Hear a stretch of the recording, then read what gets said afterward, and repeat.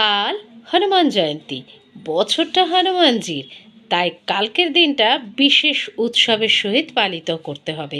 কি করতে হবে তার জন্য কয়েকটা ছোট ছোট টোটকা তোমাদের বলতে থাকবো, অবশ্যই ফলো করো। যদিও একটু লেট হয়ে গেল, তবুও ঘরের মধ্যেকার জিনিসই রয়েছে টোটকাগুলো করার জন্য। সকালবেলা উঠে স্নান করে হনুমানজির পাঁচালিটা 3বার পড়ে নাও। হনুমান বাণও অবশ্যই একবার পড়বে। একটা ঘিয়ের প্রদীপ জ্বালাবে, তার মধ্যে একটু দারচিনির গুঁড়ো ছড়িয়ে দেবে এবং 3টে লবঙ্গ তার মধ্যে ফেলে দেবে।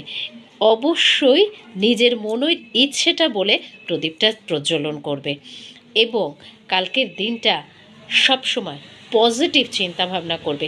সকালবেলা বিছানায় বসেই, মনে আছে তো হনুমানজির 12টা নাম বলেছিলাম? যদি কারো কাছে না থেকে থাকে, গুগল থেকে সার্চ করে 12টা নাম বিছানায় বসে পাঠ করবে এবং ভিজুয়ালাইজ করবে সমস্ত পজিটিভ